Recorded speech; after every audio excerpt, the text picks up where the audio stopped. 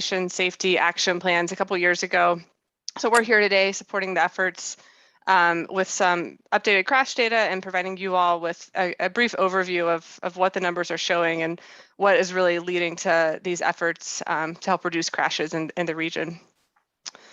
So this is a much higher percentage than you would see across all crashes. So if you look at all crashes of all severity, that number drops down to about 4%. So definitely an increase in higher severity with these. So we're seeing a lot of similar patterns across the three counties in Central Oregon, including many behaviors. So we'll go to the next slide. All right, so this next slide just shows a couple more statistics for the three counties here. Again, the numbers here in the first column are all of the fatal and severe crashes that are happening in these three counties during this 5-year time period. The crashes shown here are those that involve a vulnerable user, so a user that's more likely to be injured when a crash occurs. So motorcycles are definitely a relatively high percentage here in the region, so between 13 and 23% of severe crashes involving motorcycles.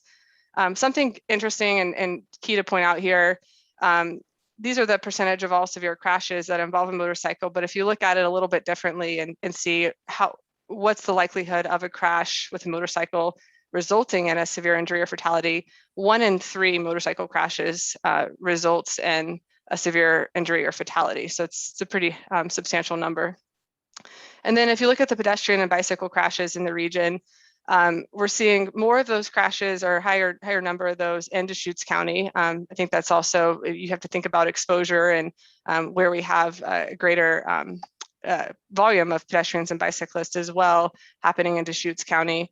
But a key thing here is even though these numbers may be a bit lower than others, all of the crashes that were reported, so just reported crashes involving pedestrians and bicyclists did result in at least an injury or a fatality. So they're all resulting in some level of injury, and 1 out of 3 of every pedestrian, 1 out of 4 of every pedestrian results in a severe injury or fatality, and same for 1 out of 10 bicyclist crashes. So definitely emphasizing the need to continue prioritizing infrastructure and looking at behavioral changes to help reduce these crashes.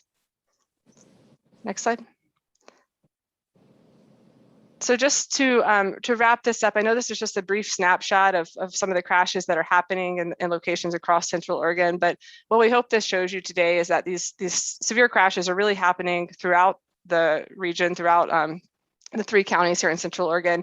And we're seeing a lot of very similar crash patterns across the 3 counties and similar factors that are contributing to these severe crashes, including a lot of behavioral factors, including speeding and impaired driving. So our hope is that in alignment with what the TSAP recommends for continued investment in infrastructure and also looking to encourage a cultural shift, we're hoping that we can help reduce some of these risky behaviors in the region and really work towards reducing traffic crashes and fatalities.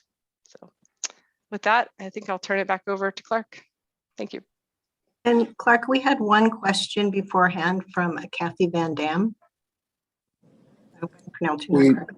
Yeah, we'll have an opportunity for questions in a bit. Okay. Thank you.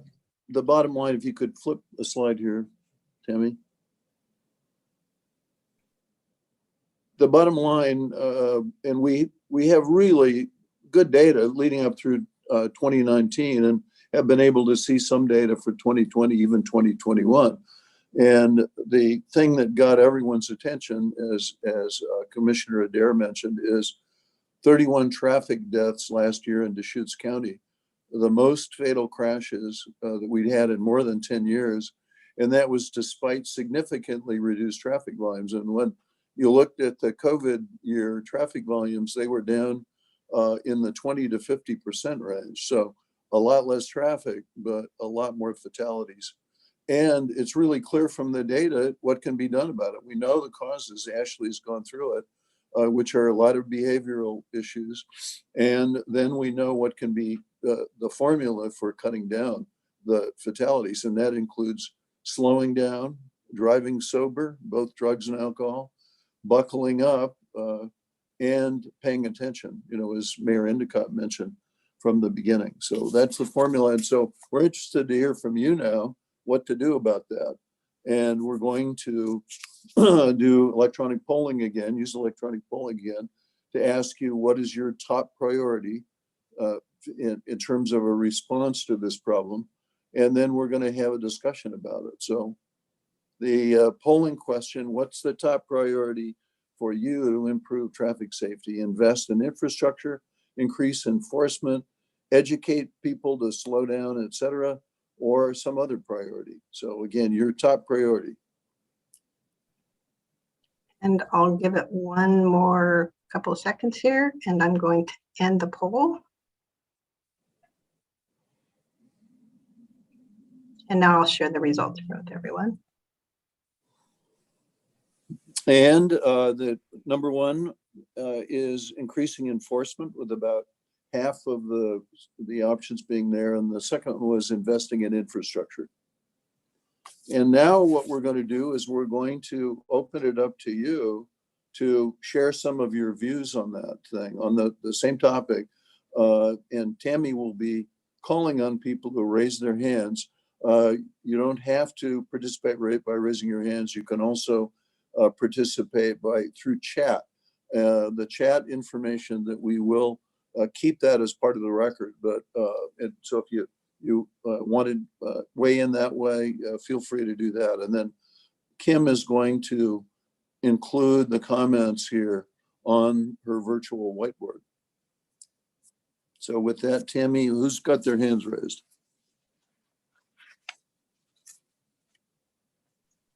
Kathy had her hand raised previously. So Kathy, if you would like to speak. Yes, thank you. In looking at the findings of these crashes and so forth, or the majority of them, do we have an idea of how many have been caused, perhaps, related to folks with their dogs, either animals on their laps while driving, or perhaps the dogs that are, running loose in the vehicle that we see going back and forth, which is distracting as well. I know there are distractions, but I mean, it doesn't seem that we really pursue that much. That's my thought. Do you agree, or has that been looked at? Ashley, can you say something about that? Sure. I will say there is some data in the crash reports on distracted driving, but I'm not aware of something that specific that would look at an animal on the lap. And I will say that the data on distracted driving is a bit limited in terms of the crash reports. So we do tend to look more at national research when we talk about distracted driving. Okay, sure. Yeah, I will say in reading the national information that it's pretty clear that topic of distracted driving is getting more attention. The transportation safety professionals are becoming more aware of it, and more of the public education campaigns now increasingly are dealing with distracted driving, and not just the people on cell phones, but also the many other forms of distracted driving. Thank you. And Barb Campbell, I've asked to unmute you as well.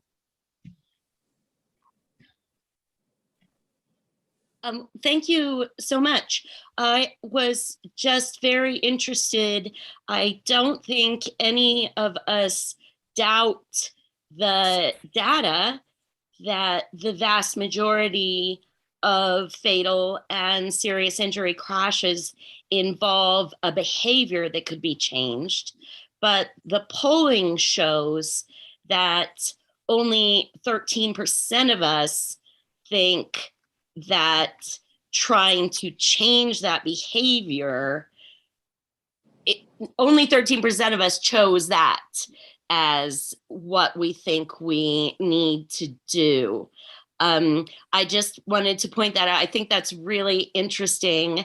And for myself, I understand that trying to change that behavior is so incredibly difficult that most of us chose either infrastructure or enforcement. I think it's a topic for discussion still, how to change that behavior.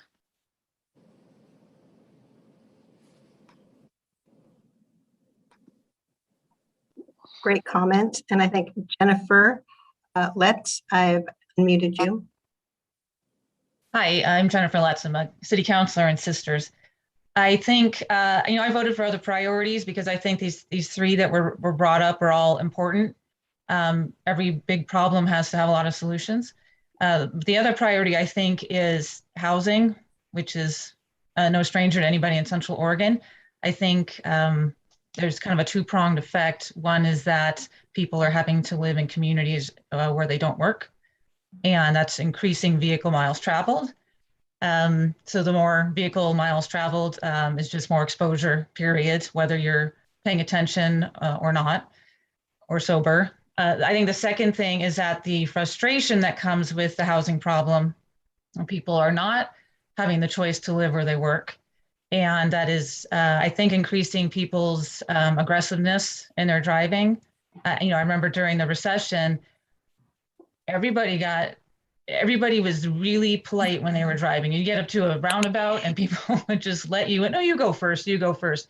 And the second the economy recovered, and I totally expected this to happen, people started cutting me off everywhere.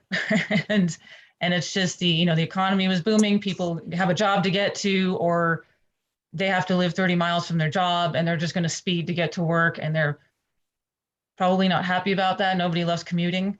So you get that aggressive behavior. You get maybe somebody throwing back a beer on the way home because they don't have the time to do it when they get home. So like many other issues in Central Oregon, I think housing is a huge part of this. I think really needs to be addressed. I know where everybody's struggling with this and addressing it the best way we can, but I think it's needs to be noted that it's a significant part in this increase in negative driving behavior. Thank you. Thank you. And Mark Heckathorn also asked to have a comment. Hey, I just had a quick comment. I'm the sheriff of Jefferson County, and when it comes to comments about increased enforcement, I have repeatedly asked, but I don't think anybody collects the data.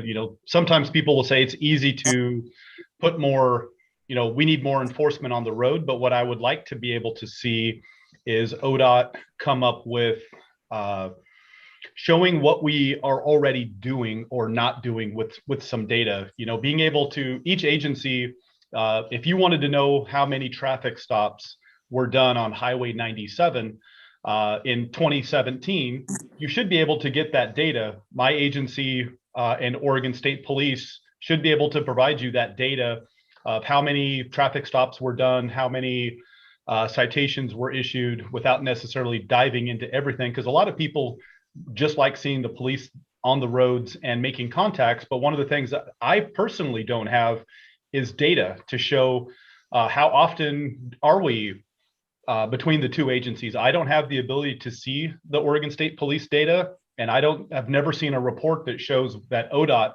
has collected data for particular stretches of road. And for me, Highway 97 between Madras and the High Bridge is a high crash and high activity. But what I don't have is actual data on what is or isn't being done. It's easy to say we need more money potentially to do more things. But I actually am a data guy. I like having data and statistics. And I think that piece is kind of missed.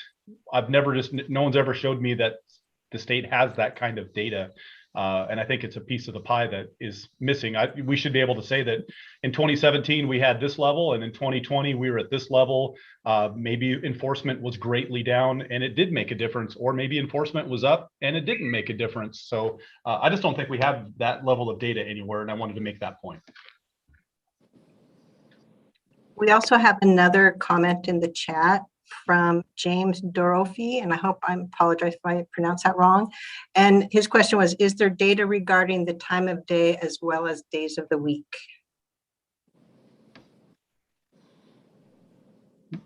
Ashley, Yeah, I'll jump in on that. It is available. We don't have that here today, but I would suggest if you want to see a bit more on that, I would probably point you to the TSAPs that are on the website. And I think, Clark, there's reference to that later in the presentation.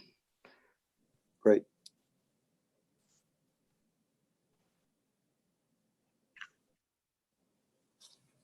And I'm just looking through some of the other chats. Yeah, there's been some interesting chat that's come through that I've been adding to the whiteboard as we've been going on, including a comment about we can't build our way out of the problem. There's not enough time or right of way to do so. And someone clarifying that when they talk about investment in infrastructure, they're talking about investment in bike and pedestrian infrastructure, not necessarily up bigger roads.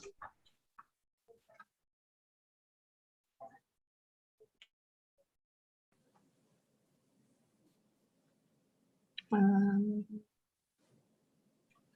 I'm going to go back to some of the raised hands here.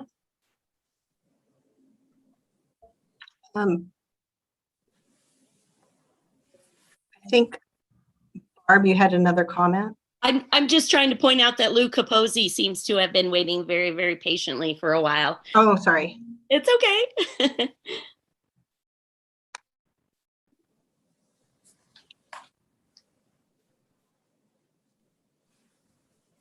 Luke, I've asked to unmute you. There you go.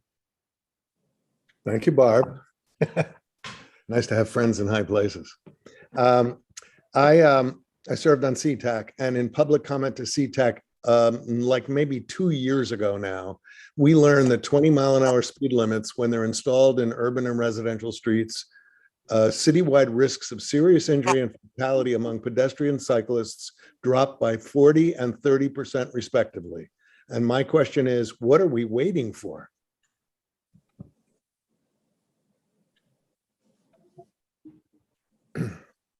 It's a simple solution to the problem. Lower the speed limit and enforce it with cameras. Thank you. And Keith Witkowski, please. Your hand's raised. Thanks. Yeah, this is Keith Witkowski. I'm the Redmond City Manager. And I was curious on some of the accident data, particularly on 97. Do you know how many were caused by cars crossing the center line?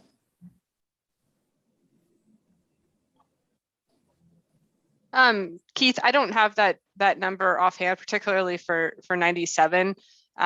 It's something that I'd be happy to follow up with you on if you want to talk more separately. Okay, and it's just tied to the, like when we talk about solutions, we talk about infrastructure. Just obviously the nature of 97, it's pretty much a straight line, so it's pretty easy for folks to groom their dog or be on their phone instead of paying attention. And it seems like there's a number of head-ons or close near miss head-ons, and that could lead to, right, when you look at the solutions that are put in place on I-5 when Councilor Fritz's husband was killed in a head-on near Salem, and what do they call it, the Blood Alley near Mount Hood. They've got the metal gating, between north and south to protect cars from crossing.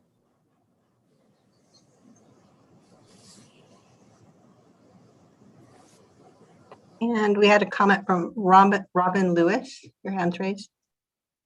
Hi, can you guys hear me?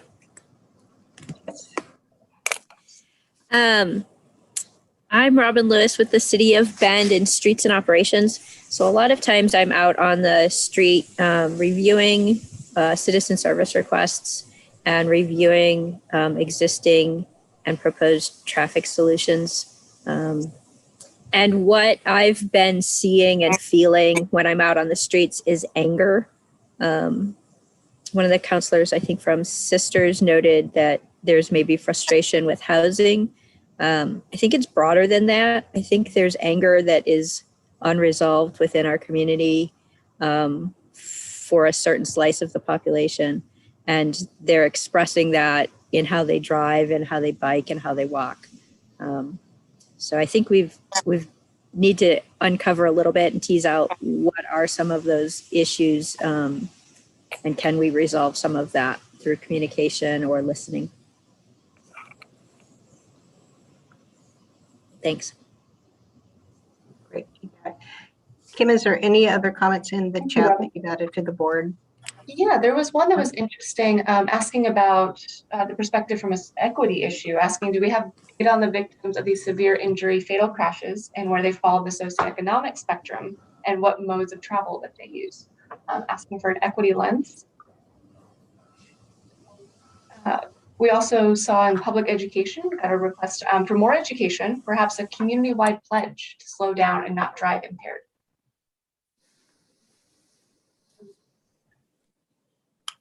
Yeah, one bit of information on that I have seen, and I haven't seen that specific to Deschutes County, but looking at Oregon in general, the pedestrians in particular who are part of these serious crashes or fatal crashes tend to be lower income and oftentimes people of color. So more than proportionately you would expect. We also had a comment in the chat about being curious about crash graphics, sex and age of the drivers at fault, and thought it would be very important for targeting public education.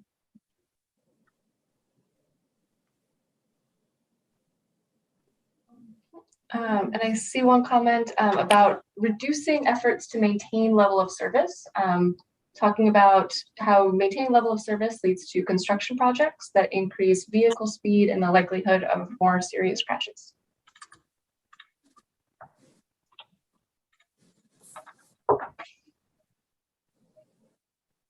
Well, discussion's been great. Why don't we move on to the next section? One of the things that we have done here is that we have been sponsoring a survey, and you may have seen the publicity for it. We'll take you a second to get it up here, but the survey has been essentially running for this past month. And there were billboards in Bend. You may have seen the billboards as one method of promotion. And then that advertising was also supported by social media campaigns. And some of the social media campaigns were targeted to specific groups. So we had Spanish speaking members of the community and young drivers were a couple of the audiences that were targeted. So what did we learn from that? First off, we have around, I think by the end of the day, we will have 2,000 surveys back. So it's a pretty good sample from Central Oregon. And 80% of the respondents were from Bend, but 20% from other parts of Central Oregon, Deschutes County from Redmond, the other incorporated cities and unincorporated communities in Deschutes County, but also some from Jefferson County and Crook County. Respondents, we asked a series of questions and respondents answered. To start with, the quality of life, the view of quality of life is still very high here. And this has been a benchmark question asked on a number of surveys over the last 20 years. And in general, Central Oregon quality of life is expected to be high. And that number has been as high as the low 90% over the years of it, saying it's excellent or good quality of life. And it has fallen somewhat in recent years, but 86% would still put you among the highest parts or highest regions, highest communities in the state of Oregon with that benchmark question. Transportation, we learned that transportation safety is a high priority. 85% of the respondents, and I'm sure all of you are in this category, say that transportation safety is important or very important. And 3/4 of the people who responded, more than 3/4, have submitted suggestions, have actually written in to open-ended questions, providing their advice. And we'll see some of that in a second, but that's a high level of interest when people go to that. Usually that people on a survey like this, maybe 20 to 25% at most, respond to open-ended questions. Most people will do the multiple choice, but they won't go to the trouble. In this case, as you can see, almost everybody did submit some suggestions. One of the questions that we asked, the next slide there, we asked about recommendations for improving safe travel and the matching that up with the data, what the data showed about what should be able to work. The number one response there was slowing down. That's 36%. People only had one choice here, so 36% put that as the top priority. Interestingly, 28% went for Mayor Endicott's priority, which was paying attention mode, and driving sober at 10%, and buckle up is only 1%. And that's interesting because we know it's very important, but research shows that 95% of people use their seatbelts all the time. And so interestingly, the people who are part of fatal crashes appear to be just about the only ones who aren't using their seatbelts. So I think to most drivers, hey, we're already buckling up. We don't think that's a problem, but in the fatal crashes, it pretty clearly is a problem. And then 25% of the folks had another recommendation. They came up with their own priority, not one of the ones that we fed to them. And in the next slide, we'll see what it was that was at the top of their list. And it clearly was more enforcement. Half of all of the comments, and I mentioned we had more than 1,500 comments, half of all of the comments have to do with enforcement. These are just excerpted from the things there, but people who haven't seen enforcement taking place, especially during COVID, asking why not, noting that there's been racing and they want to enforce racing and noise loss. They want to increase penalties and suggest increasing penalties. And then a comment there, but stop feeding the bears. The feeling in the comments that we maybe were doing some things that actually encourage misbehavior and create part of that enforcement problem. But again, enforcement pretty clearly is the number one item, and crackdown is the phrase that's used most often in those 1,500 surveys. The next most common suggestions that we got were about infrastructure. And nearly all of the suggestions there are looking at increased bike and pedestrian safety infrastructure. So things like protected bike lanes, more and wider bike lanes, safe crossings with flashing lights, et cetera. And there are a few other structural suggestions made, and one of them was brought up already by Keith Witkowski, which is that installing centerline barriers on highways. And that is noted as one of the things. But basically speaking, it's mostly bicycle and pedestrian safety infrastructure that's mentioned in the suggestions. And there are very few comments about suggesting that we can build our way out of this in some way. There are some, interestingly, the next slide there is an interesting comment made that maybe we can design our roads to be idiot-proof here, that really maybe it's the design that can be done in some way, so that even though we know that it's impaired driving and speed and distracted driving are the major, and not wearing your seatbelt are the major contributing causes. But I think there's an aspiration here that maybe we can design our way out of this problem. And it's interesting, the more that we learn here, we'll be hearing next here about some of the things that are being done in the jurisdictions around Deschutes County, some of the investments that are being made, which are safety oriented. And I was surprised by that, and I'm sure that some of you will be surprised as well by just how much there is. The next third theme that we heard was public education, and that's come up already. Councillor Campbell asked the question about why it was that maybe public education hadn't come up more often, and that's both driver education that is mentioned in the suggestions, but also a number of other suggestions about just increasing public awareness. The suggestion made earlier about paying attention who it is, who's around you, who's traveling around you, and maybe you're driving and they're riding a bike or they're a pedestrian, but that whole level of awareness. And then, of course, the suggestion now that we really need to focus on new residents and teach them how to navigate roundabouts and how to drive in snow. There's some impression that it's maybe newcomers that are at the root of the problem.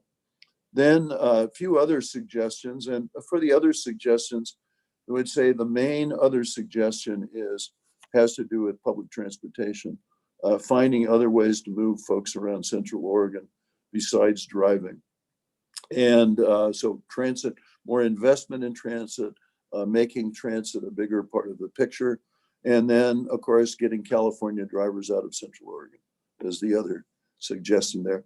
But the tone of a number of the comments that are not in the categories already mentioned are really about prioritizing safety. We need to make this a priority. So that final comment there on the page of unambiguously prioritize safety, rather than trying to balance it, make that the number one priority here. So again, that's a quick look at what we have from those 2,000 surveys. Again, 80% of them or so are from the city of Bend, which might change the character a bit. I think Bend represents about half of the population of Deschutes County, but 80% of the surveys here are coming from Bend. With that, I think we're going to move into that question of infrastructure investments and what it is that's happening, what's being done around Central Oregon to improve safety through these infrastructure investments. For that, Matt Kittleson from Kittleson and Associates is going to start this off. Thanks, Clark, and thanks for the opportunity to be here with all of you today.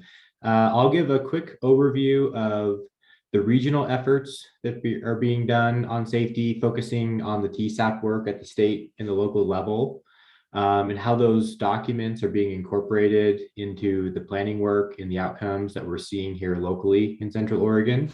And then we'll spend most of our time hearing from some local jurisdictions on what they're doing to address safety, some projects that are ongoing, and then some that are upcoming. Next slide, please.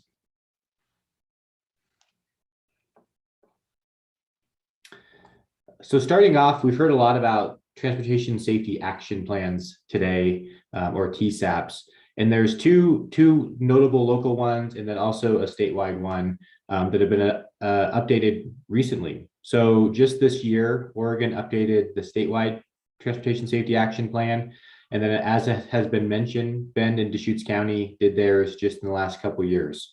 So what do those documents do? They're data-driven tools that we look at what's occurring on the ground, key trends to identify the things that matter, the things that are causing the crashes that we're seeing. And as you know, if you look into crash data, the nuances of the data and some of the questions we've heard today really have an impact on what's going to move the needle when we see what those improvements might be. They're focused on severe and fatal injury crashes. All crashes matter, but we of course want to address those that are having the most significant outcomes.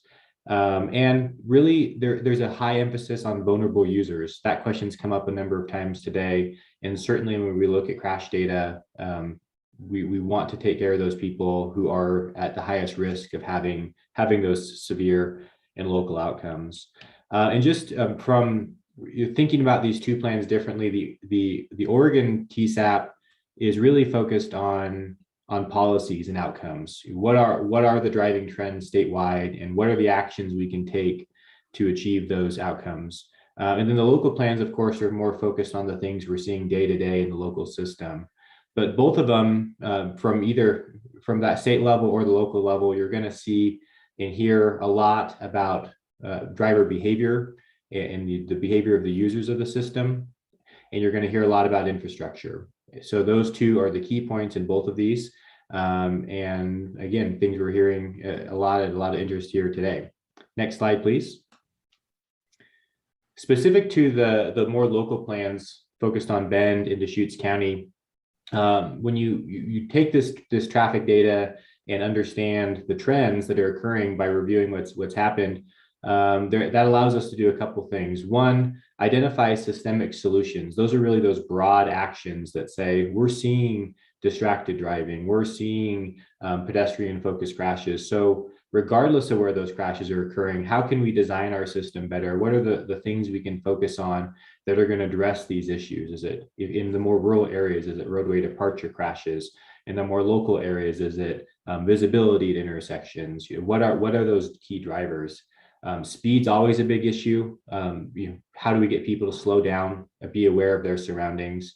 And then what are the locations that we're seeing the highest crashes? We want to have a safe facility everywhere, a safe system for everyone, no matter where those locations are.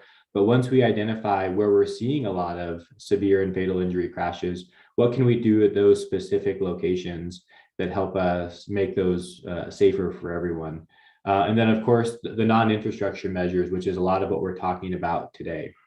And then finally, how do we measure this success? What are we looking at to evaluate to see, are we making progress in the areas that we'd like to make progress? Next slide, please. So once we're done with this planning work, what do you do with it? And really the local safety analysis has been incorporated into the local plans that the decision makers use to identify projects that the community should be investing in. That shows up in the city and county capital improvement programs. A number of these projects were included in the Transportation Go Bond that Ben passed last November. Specific projects out of TSAP made their way into the Transportation System Plan update, and then were incorporated into the investments that the community wanted to make with safety. It provides opportunities to collaborate with ODOT and other agency partners to where we have shared interests on improving safety for everyone, and provides opportunities to go after broad grant funding where safety is an increasing priority for everyone. And there's more and more funding opportunities for people to address these needs that are identified. Next slide. So now with that high-level overview of what we do with this, we'll hear from a couple local representatives here on what's happening from the state, county, and city level in Central Oregon, starting off with Bob Townsend at ODOT, and then Eric King, the city of Bend, Mike Cacavano at the city of Redmond, and Chris Doty at Deschutes County. So starting off with Bob, I'll turn it over to you. And then gentlemen, when the next person in front of you is done, just feel free to take off when your slides come up. So take it away, Bob. All right, thanks, Matt. And thanks everyone for joining us today. I'm Bob Townsend. I'm the Central Oregon Area Manager for ODOT, responsible for project delivery here in Central Oregon. So I'm going to just high level touch on a few projects. Certainly feel free to reach out to me separately or as questions are allowed here if you have follow up on specific projects. We really just wanted to highlight some of the major projects that we have that have significant safety improvements. We have quite a few more than this on the list, from down to minor sign improvements at intersections and things like that. But I wanted to capture a few of the larger ones throughout the Tri-County area. The first one, just in Crook County, I'll just touch on the Prineville project. This is a significant $7 to $10 million project on US 26 through Prineville that all include ADA upgrades, bike pedestrian improvements, all of those urbanized improvements that help separate or help improve bike ped vehicle related crashes. We also have some signing and striping improvements on Juniper Canyon Road as part of our ARTS program, All Roads Transportation Safety. And this is a data-driven program that measures crash statistics, some of the severe and fatal crashes, as Ashley was referring to, and then formulates solutions to them. And so it's all based on math and computations. So the money goes where the crashes are. It's not based on political need or anything like that. So it's an interesting program and really gets the dollars where they should be.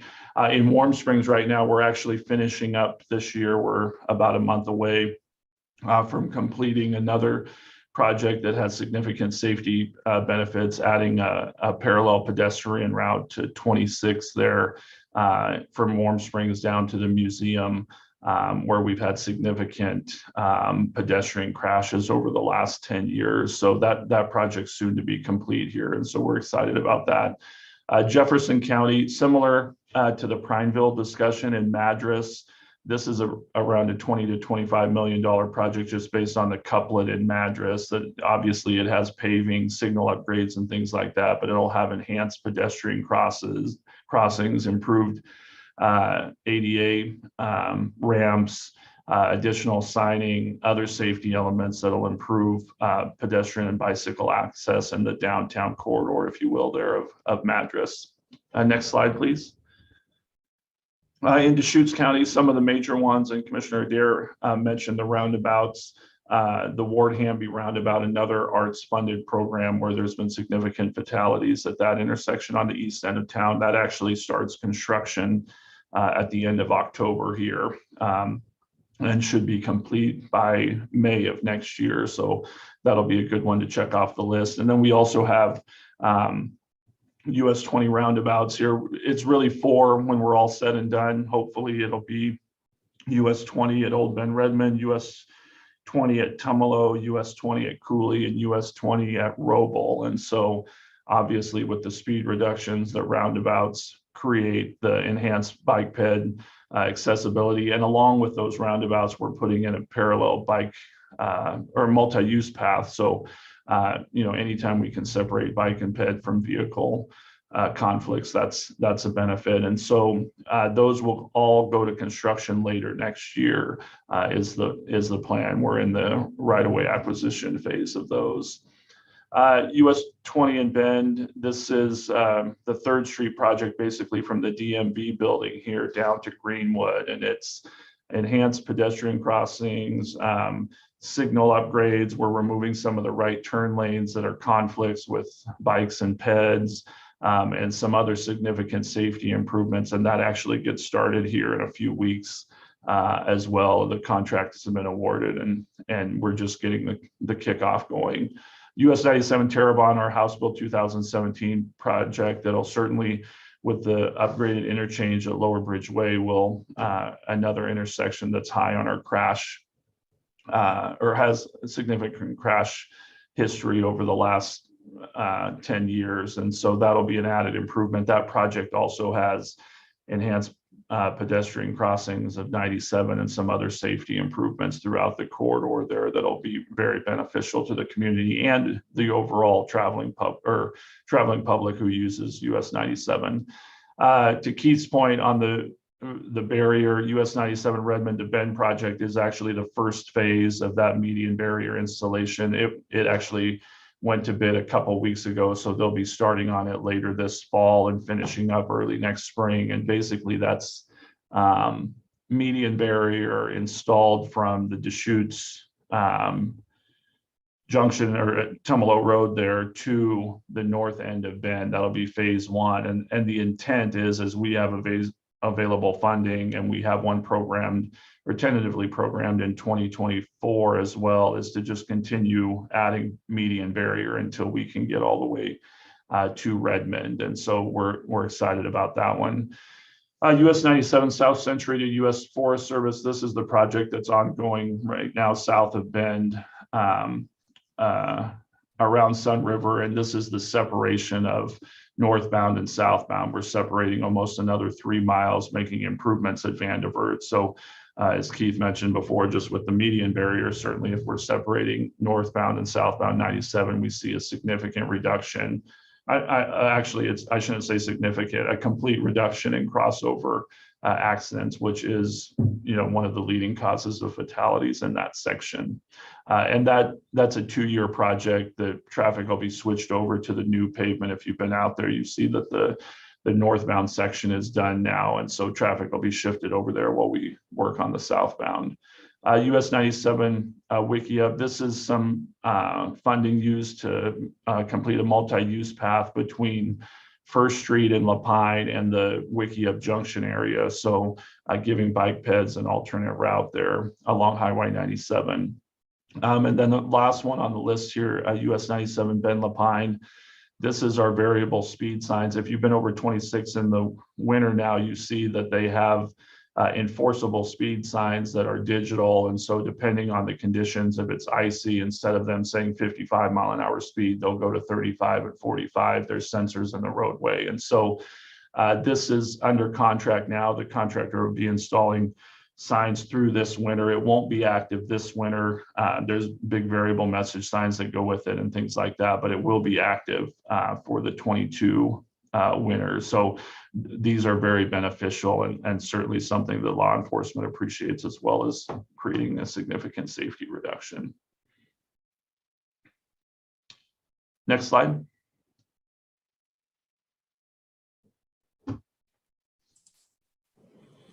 It's on to Eric King. All right, thank you. Eric King, City Manager of Bend. Happy to share what we are working on in the city. And it really kind of stems from a community effort. It was mentioned in some of the opening remarks, the city led a Citywide Transportation Advisory Committee, CTAC. I think we've got a high number of folks that participated in that 2-year process on the call today. So a big thank you. That was really driven by a need to update the City of Bend's transportation system plan. And from that came a need to really fill in the funding gaps and the projects needed to build out the system to the year 2040. But really importantly, and kind of centered in the whole process, was improving safety. And so the reference around the traffic safety action plan and tying those projects back in was really a key driver in those projects that amounted to a $190 million voter approved bond that was passed last fall. So I want to just highlight a couple of the projects that are safety driven, and that really, I think, speak to some of the comments that Councillor Letts from Sisters mentioned, which everything is connected. We talk about transportation, we need to talk about housing, and we need to talk about land use patterns and how we can, as a community, really grow in a smart way and actually reduce the stress on our infrastructure by having places that are affordable for people to live, so that we're minimizing those vehicle miles traveled. But we're also giving safe options for folks to get out of their cars and take some of their trips through alternate modes, through bike, ped, transit, et cetera. And so the transportation bond really had that in mind when it was looking more holistically of not just adding capacity, but improving safety and providing safer connections. So highlighting some of the safety aspects specifically for bicyclists and pedestrians. One of the key elements of what Bend has been doing is really creating more connectedness throughout the system. And so that's this concept of key routes that transect the city north-south, east-west, and really fill in missing pieces. Over 20 million dedicated to that effort over the next 10 years. That's the life timeline of the transportation bond, is to complete these projects in 10 years. The city of Bend is really prioritizing those key routes and the construction of them. In fact, 90% of those key routes are being recommended to be completed within the first 5 years of that bond. The Transportation Bond Oversight Committee, so we had another group that's making sure that what we promised the voters is what we're building, and that we're tracking and measuring the performance of our efforts. That group has been up and running now for the past couple of months, and they'll be actually just in the next couple of weeks be formulating their recommendations on those priorities that will be going to council in this later this fall. So I just wanted to put a big emphasis on the prioritization of those key routes, as well as another council goal, which is creating a safer connection and a redevelopment opportunity for the Bend Central District and the Midtown, what we call Midtown Crossing concept, really creating options, safer options for Greenwood, Franklin, and then a new crossing, Midtown Crossing at Hawthorne. So work is underway, and we've actually been able to enhance some of that funding with the American Rescue Plan Act funds to get that project underway, as well as advocating for it as part of the overall transportation package being contemplated in Congress right now. And then a whole bunch of really specific projects that were driven by that TSAC process, the safety plan, I should mention, I might have the acronym wrong. So that includes everything from protected bike lanes at Only. That's a really key east-west route. That's underneath the parkway, making improvements there. And then making improvements to our trail system. So the City of Bend and Parks and Recreation partner together to create a trail network throughout out Bend. And we've got some pinch points. One of those being Archie Briggs going up Aubrey Butte, and where a key trail is crossing that road is very unsafe. So improvements there. And then along the south end of town at 3rd Street, where there's a canal crossing where bike lanes, sidewalks just disappear. And so rebuilding that bridge and improving connectivity there, that it's, it's those missing pieces of the puzzle that really then open up a whole system. And so that was carefully studied as part of the projects that were being proposed as part of that transportation bond. Next slide. We didn't just start this project or process with improving safety, especially on our residential roads. With the bond, we started actually a couple of years ago, focusing around neighborhood safety and yeah, that local road system. And we've got success with projects like Safe Routes to School, et cetera. But there needs to be a component of our efforts that involve the community. There's always more need than there are resources. So we started this program called the Neighborhood Traffic Safety Program. And we really used the neighborhood system, or we have 13 neighborhood associations to help prioritize safety improvements right there in their neighborhood. And so we had over 360 applications for the initial pot of money that we set aside for the program. And from that shows about 25 projects to prioritize that improves bike and ped safety, just traffic calming. Some of this also helps to implement our bike greenway program, which is a component of our key routes, et cetera. It's all connected. One of the things that's in addition to the 30 million that's in the transportation bond, there is 8 million that we've set aside for this program specifically. And so we are going to be spending, $500,000 to $1 million every year to be able to continue addressing neighborhood priorities at that local system level. So, just to kind of going back, I think that the theme for us is always just trying to find the right strategy to get the right user on the right road or path and really avoid these conflicts. And so we talk about infrastructure improvements. We need to be thinking with that in mind, that it's to minimize those conflicts, we've got to get some of this separated. And a big part of our transportation bond and our CIP efforts and the work of our neighborhood safety program really are aimed at that. I think I am turning this over to Mike Cacavano. Yes, Redmond. Hi, this is Mike Cacavano. I'm Redmond's city engineer. Redmond, we're continually doing transportation improvements. There's a lot of reasons for those projects, but safety is generally one of the major drivers behind why we're going to do a project. Here's an example in this picture is a mini roundabout we put in on Canal Boulevard to eliminate a problem with left turns coming out of one of our major grocery stores, and also accommodate a 192 unit apartment project that was about to, it's getting ready to open fairly soon. And this ties in with our overall Canal Boulevard project, where we improved that road and brought sidewalks up and down there to serve some of our lower income neighborhoods and connect them to commercial areas. Next slide. Intersections are, like the previous project, are often a major focus for safety. We've got a project coming up. It's under design right now at 9th and Maple to put a traffic signal in there is the best option for us in that location. And then we're constantly upgrading ADA ramps to make that connectivity and make those safer and easier to navigate. And the next slide.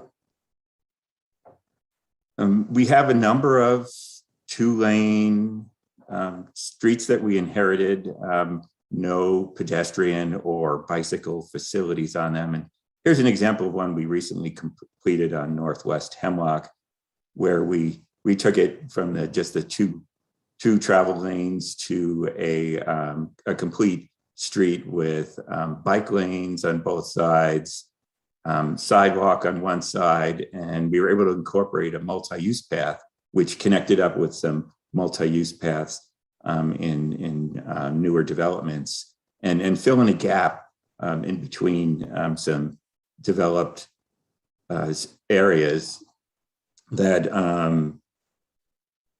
allowed us, to make this corridor a lot safer. It's a collector street. So we have those projects going on.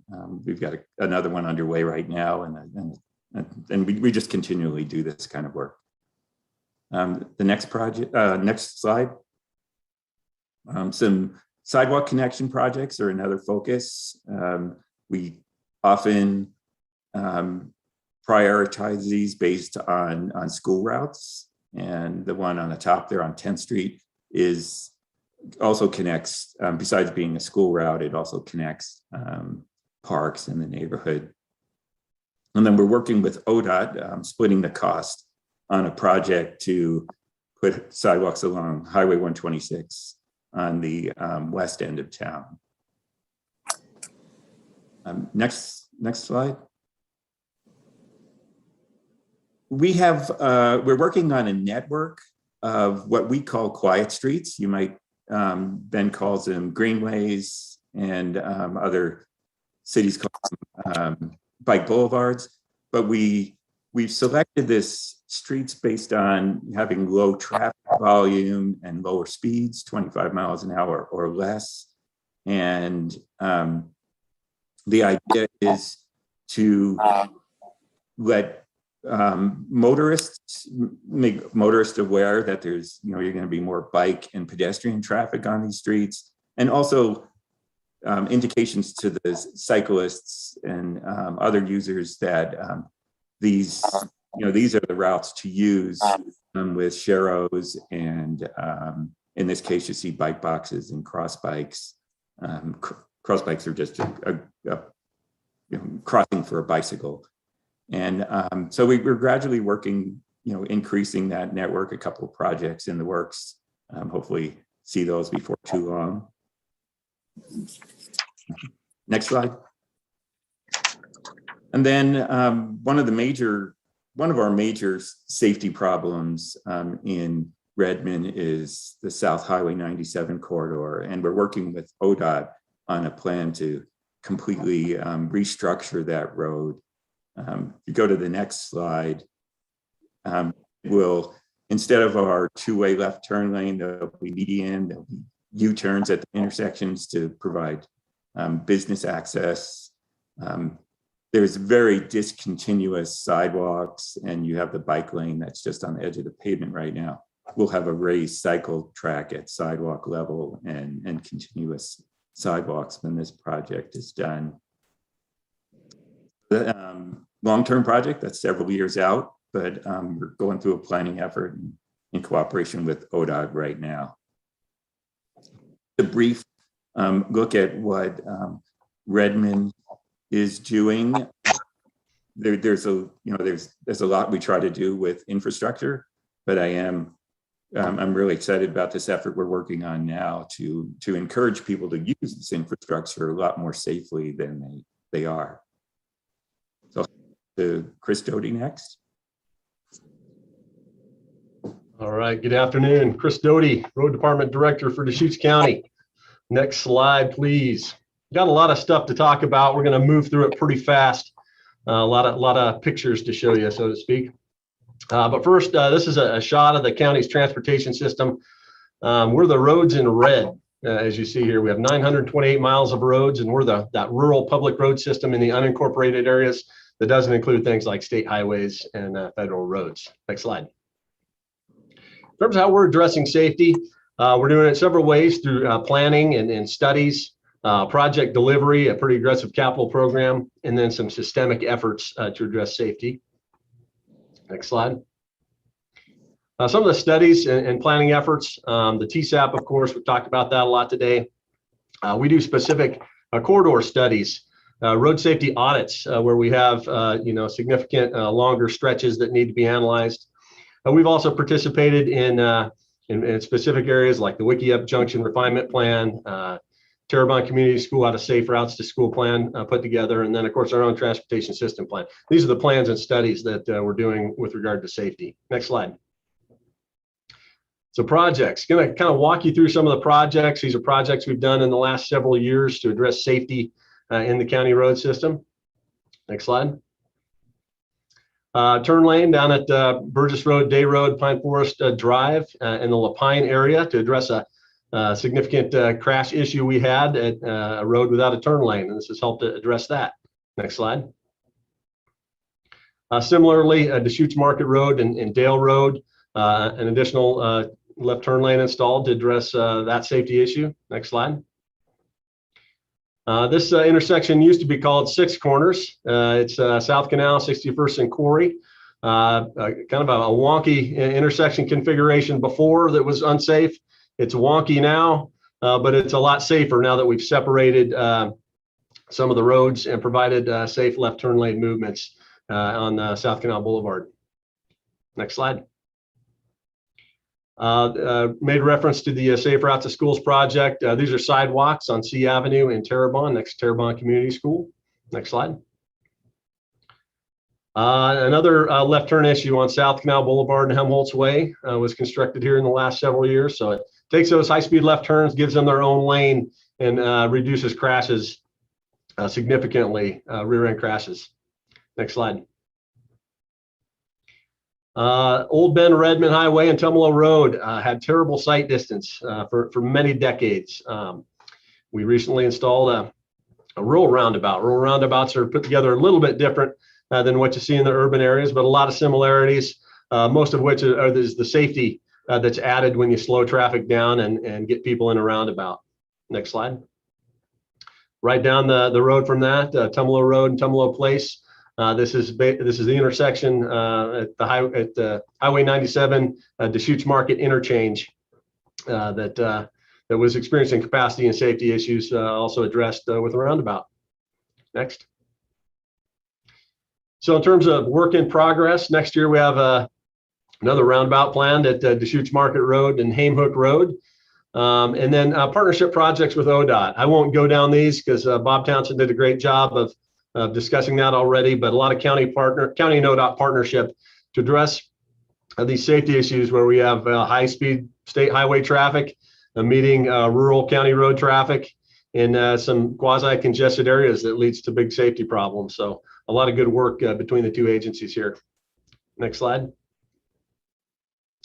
Upcoming projects we have in the planning hopper, Pal Butte Highway, Butler Market Road roundabout out by Bend Airport.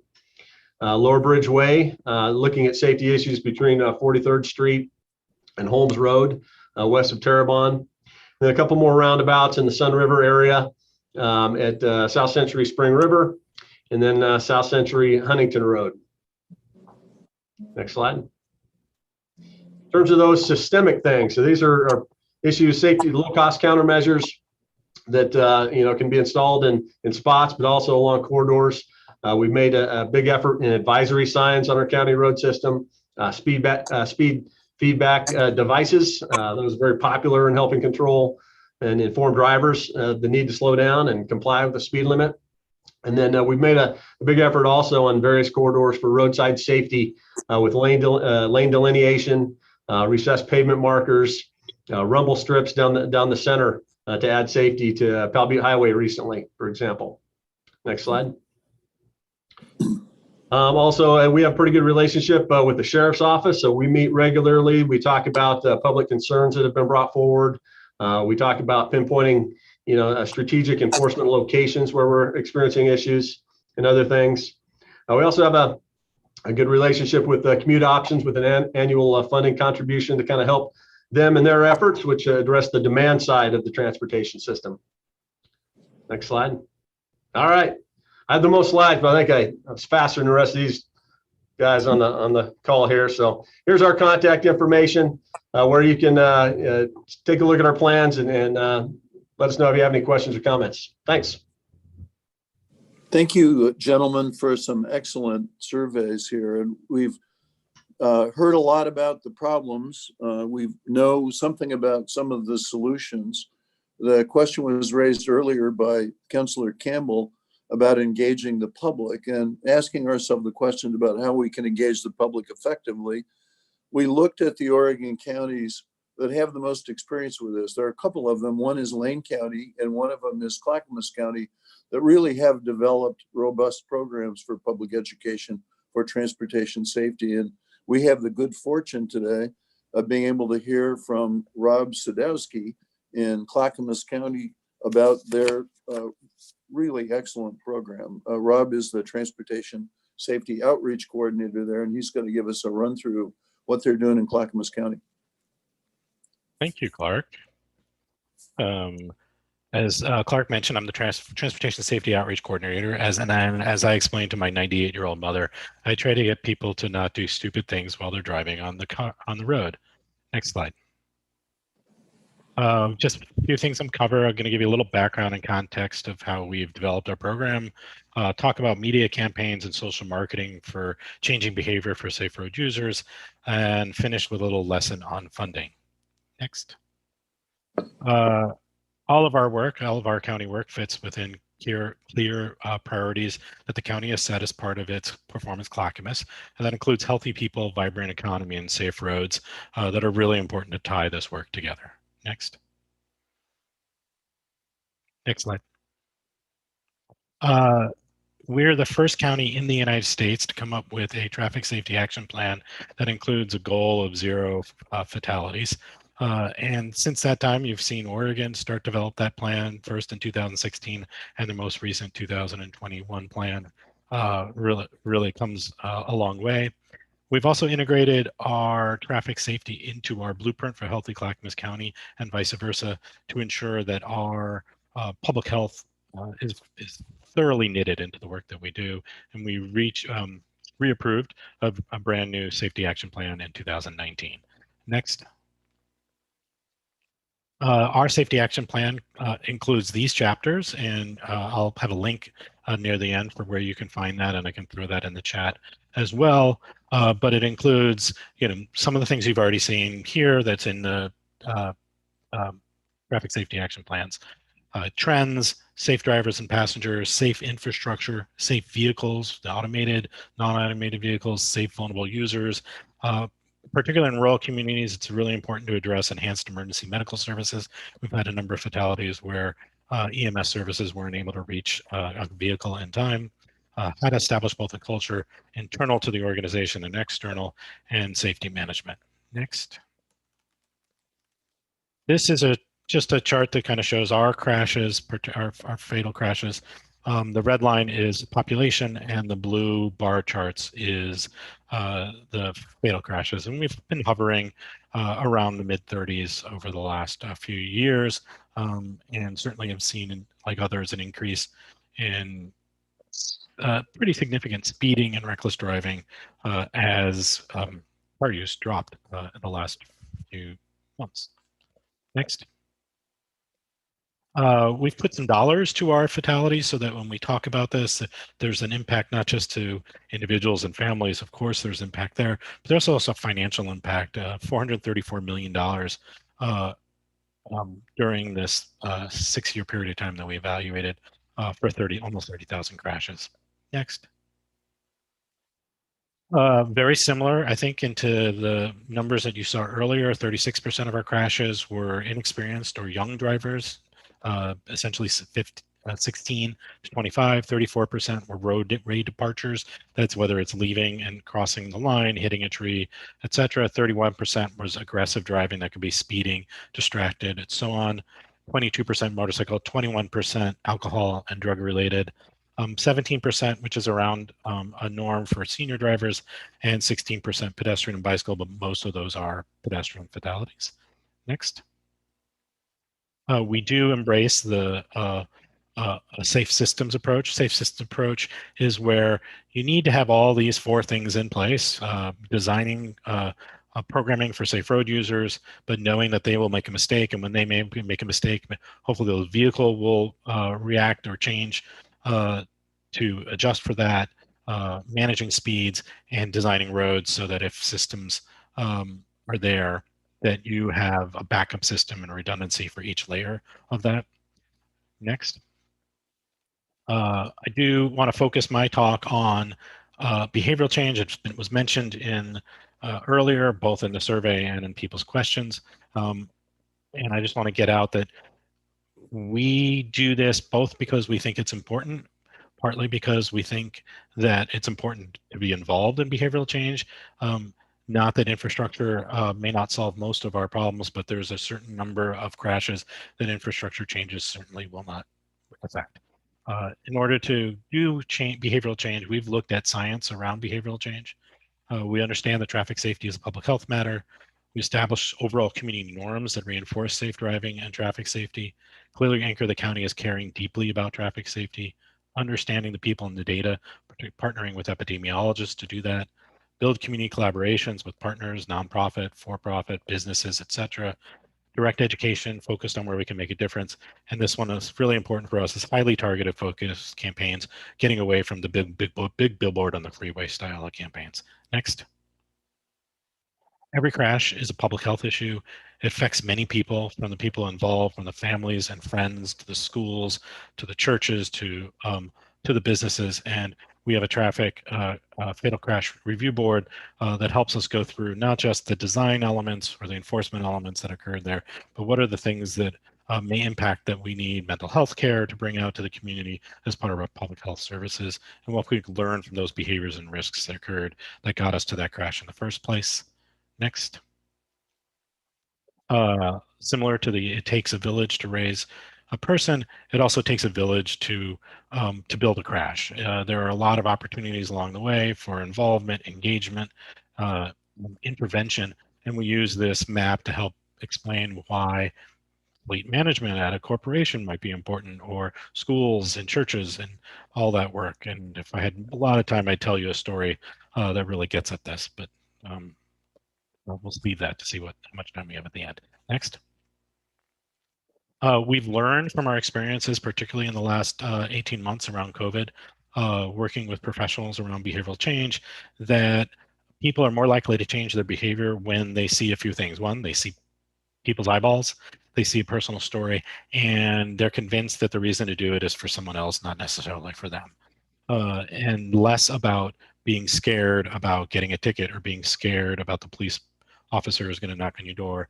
You need to do this because we don't have any hospital beds for you, or we need a hospital bed for Mimi, etc. Next. And so we've been focusing our stories around COVID around that, and those experiences have helped inform the kind of work that we do around traffic safety. Next.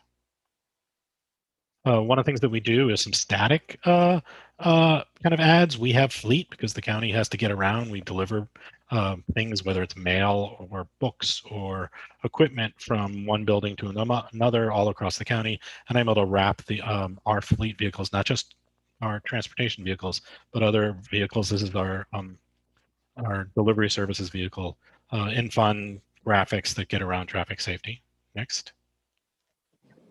We did launch a campaign in January of 2020, which was an odd time to start developing a campaign primarily focused on teenagers in rural communities around distracted driving, with a campaign essentially we call Phone Chill, which is focused on encouraging teens to set up a do not disturb while driving on their phone. And I'm about to show you the ad that was developed through some co-generation with a variety of partners.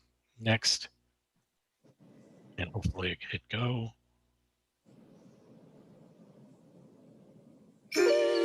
You're about to hit the road. And that means it's time to use Do Not Disturb to give yourself and your phone a well-deserved break. It's a chance to relax, to get some space to breathe. Trust me, your phone will be fine. And so will you. Use Do Not Disturb and focus on what matters. The road. A simple ad, but it's what's go to the next slide, please. What we find interesting is where we've been able to place this ad. We did not take this and put it on television, where we know that teens are not necessarily watching, but we put it where they are. We used Twitch, which is a gaming platform, TikTok, Snapchat, YouTube direct videos, as well as ads through YouTube, some Twitter, primarily to focus on parents of those, And then we've been using some really interesting places to buy ads through these digital marketing companies, Dynamic and Photorex. Next. We also have some static elements of it, like banner ads that can show up on a site, as well as a couple billboards that are targeted into two very specific communities, Malala and Canby, where this project was focused on. I do want to thank both ODOT and the National Safety Council for funding this work. Next. How do we know this is working? I know this is really small, but just give you a sense, we're getting reports essentially every 2 weeks on where the digital advertising is occurring. I can actually tell you, between Facebook, Twitter, TikTok, etc. Oh, how many people between different ages are seeing it, whether it's them or their parents. We've already had over 191. This was our first 2 weeks of running the campaign. We had 191,000 views total. And we can actually then break that down into costs and based on that information, make changes really quickly. Next. Other campaigns and other things that we do, sorry I'm going so fast, is we do, this is a banner that we hang in our town center. We do a poster contest for teens and high schoolers every other year, usually over a theme or a topic. Pick the artists and then show that around. This year we actually are doing signal cabinet wraps. Next. I spend a lot of time in classrooms. I take over Health 1 and Health 2 classes because every teacher in Health 1 and Health 2 have to cover things like alcohol, drugs, as well as safety. And I cover those topics along with brain development, texting while driving, etc. So you'll see some, I'll follow that art contest by doing regular assignments for those classes. And I go in and I have this little driving mat where we can have people experience what driving under alcohol might be, or even more fun recently is having people driving while being texted to show them how incredibly distracting it is. Next. We also go into the auditorium. We have a motivational speaker, Kevin Brooks, who comes out.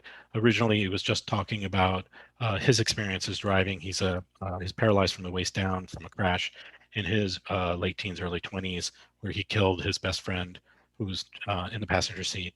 But now it's really about mental health. It's about survival. It's about building and going on beyond that life. So now it's a complete partnership with our Department of Public Health, where we have our GO team come out to schools after the presentation to address any trauma that might be induced by those presentations. Kids really love them, and I really speak highly of this type of a presentation. Next. And then we're at events, our own events like the county fair, but other events and activities throughout the summer and spring and fall to get out to kids. It reinforces existing campaigns. So like if we're running this distracted driving campaign, you come in, show me that your phone is on Do Not Disturb, I'll give you a prize. Answer traffic safety questions, we'll give you a prize. On top right, we had over 1,000 people at our county fair last year sign a driving pledge. We've got the kids coming to dress up and take pictures, but while they're there, we're talking to their parents and getting them to sign the pledge. And if they said no, their kids were right there to nudge them to get them, because we know that one of the things about behavioral science is if you sign a pledge, you're more likely to change your behavior. Next. And we can't do this without partners, whether it's AARP or AAA doing senior safety classes, or Oregon Impact, or some AMR doing child safety seat fittings. Next. We want to talk about our funding philosophy.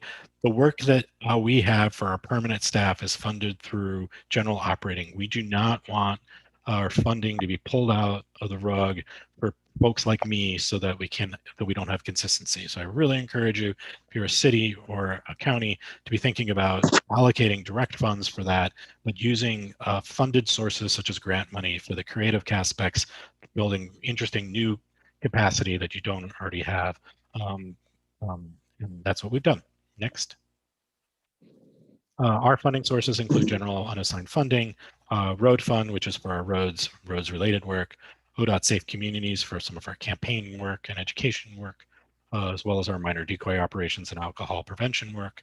All roads transportation safety, we're doing a lot of interesting work, particularly around advanced warning signs and curb signs, and vehicle registration fees, which we just recently passed a couple years ago, which provides additional funds for new projects as well as safety projects.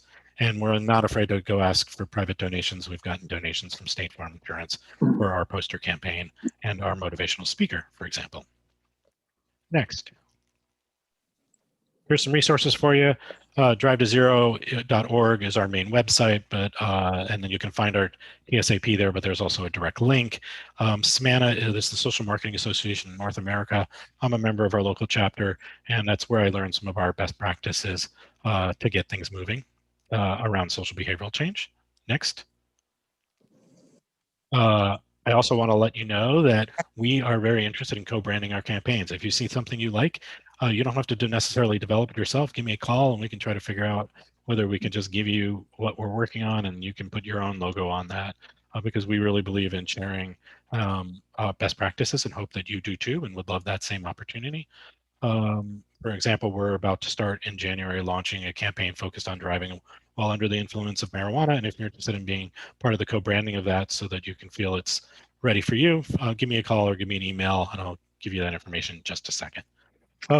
So happy to do sharing sessions on best practices, whether it's in person or Zoom or any form of meeting, and sharing data because there's not a lot of data on some of the social behavioral change. So having that will be great to share across different communities. Next. And that's what we got for you. If you have any questions available through that email, rsadowski@clackamas.us, and then I'll let Clark determine whether we have time for questions now. Yeah, we had hoped to have some time for you to ask questions for Rob, but we don't. So please feel free to submit questions via chat. I know Rob will get back to you with those questions, or we'll also post the presentation on the website for the project here. So you can go to that and be able to reach Rob with questions subsequent to the meeting with using his email address there or other means, telephone, etc. So thank you very much, Rob. Moving along, we wanted, after hearing more, we asked you a question at the very start, what your top priority was to improve safety, but we hadn't really provided very much information at that point. Now, looking to, with all the information that you've had about what's already being done and what's possible, we're going to ask you the same question that we asked earlier about your top priority, and we'll be able to see if any minds have been changed or priorities have shifted at all. So here's the question again. You may look familiar because you were asked the same question at the start of the meeting. After learning more, what's your top priority to improve travel safety in Central Oregon? Invest in infrastructure, increase enforcement, public education, or another priority? Again, just your top priority. I'll give you just another second here, and then I'm going to be ending the poll. Now I will share the results. And Clark, you can read those for us. So I think they have shifted some, and I'm going to ask Kim to tell us what the changes might be. But if you recall earlier, around half were increasing enforcement. We had a lower level of public education. So Kim, how does this compare with the earlier results? About the same. Are in favor of investing in infrastructure, but we did see a big change, like you mentioned, Clark, in increasing enforcement versus educating people. Almost twice as many folks are now in favor of educating people as a solution, our top priority to improve travel safety. Thank you. So public education, Barb Campbell's comment there may have, or Rob's excellent examples, may have placed more emphasis on that. Moving on here. Getting back to the bottom line, again, we're pretty well aware of what the problem is. We're well aware of what the solutions could be based on data. It's well researched. So the question is, what are we going to do about it? And the group here as part of this meeting are community leaders. So roles for community leaders, what can we do as community leaders? And here are some of the things that we have in mind. One, we can make travel safety a priority. We can support strategic investments in safety, which is impressive investments being made when we listen to the report from the reports from different jurisdictions. We can use public education to tell the story, to get the word out to some of the groups that are most at risk here. Rob mentioned young drivers, a focus of their program. And we can embrace safe travel habits. Being a role model, what Rob really put it squarely back on us. And we have in mind starting that today, that embracing safe travel habits today with what we're calling the Central Oregon Safe Travel Challenge. And this is a personal commitment for community leaders. Rob said, if you sign a pledge, you're more likely to change your behavior. So here's the pledge that we're interested in having people sign today. I'm committed to improving travel safety and saving lives in Central Oregon, and I will slow down, buckle up, drive sober, and pay attention. And so now, using electronic polling, we're going to ask community leaders to weigh in on this. And again, we're interested in having you take the challenge and be committed to these things.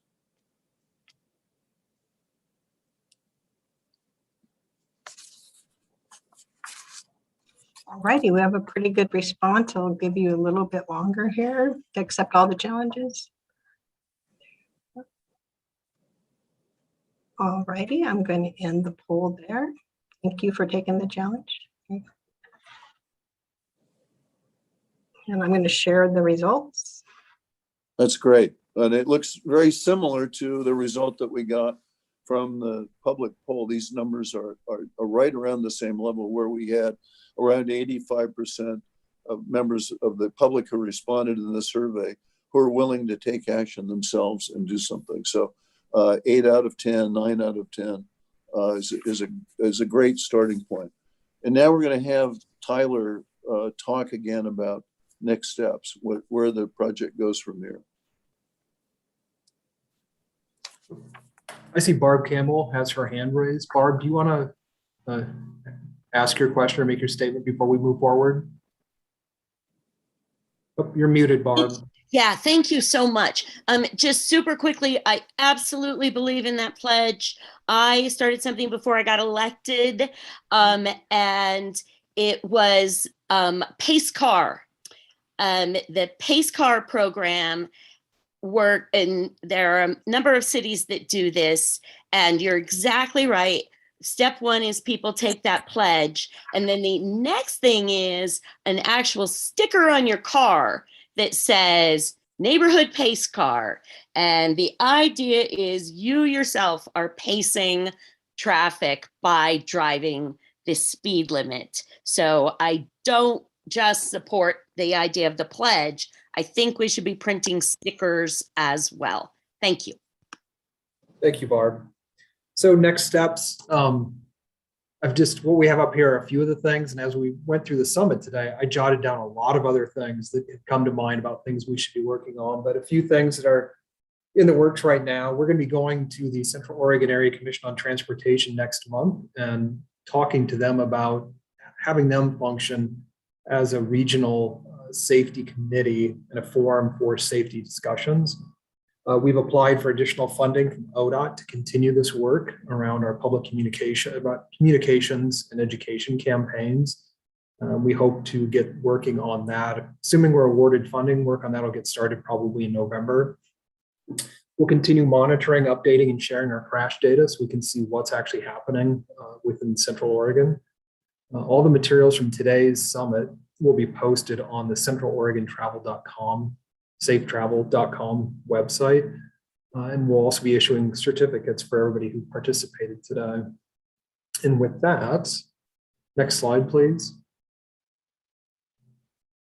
And with that, I'll turn it back over to any of our elected officials that are still on. I don't know if we still have both of the mayors and Commissioner Dare, but if we do, if you'd like to share any closing comments, that'd be great.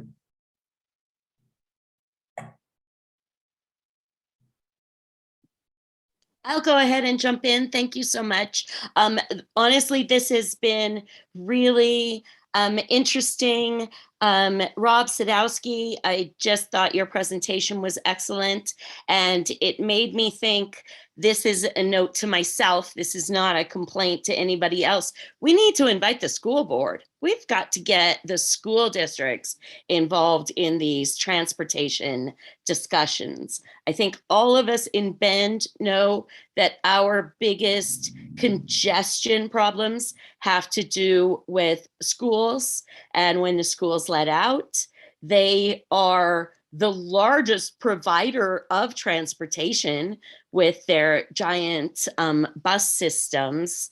And oh my gosh, how did we, I don't know why it took me so long to think of this, but I think we need to see if we can get school districts involved in these discussions.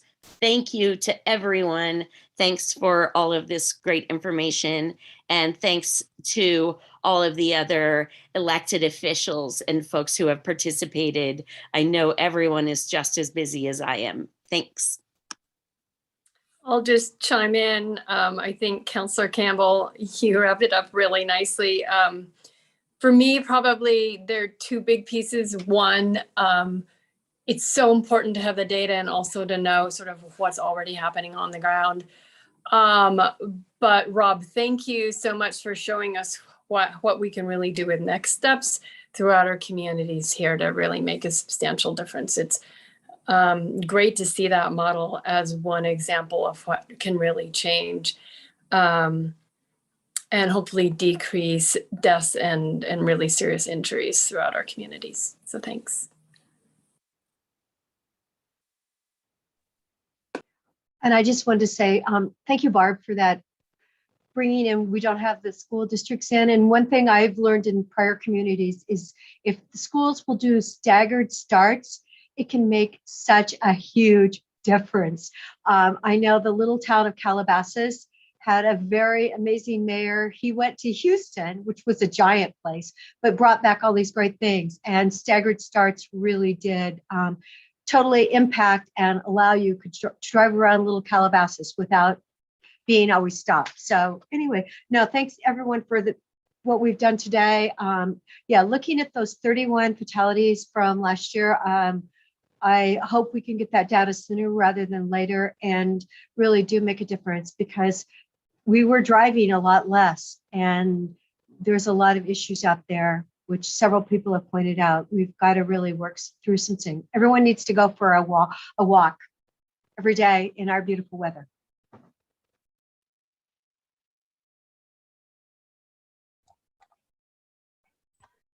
I would like to say thank you all for a fantastic portrayal of everything that we needed to hear. I'm Kathy Van Dam. I'm the city council member from the city of La Pine. Happy to step in here and be able to become more involved in this whole situation because it's very dear to my heart. Thank you all, and a wonderful, yes, Rob, that was a fantastic, presentation. It helped a lot, and I love your idea, Barb, of the school training and so forth, because that's where we need to start it. So thank you all very much.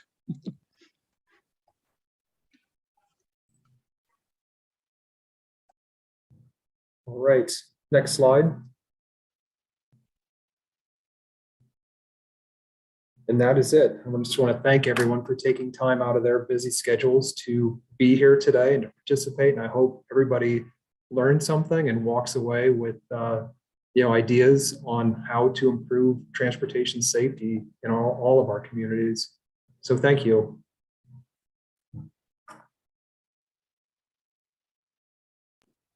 Thanks, everyone. Have a good afternoon.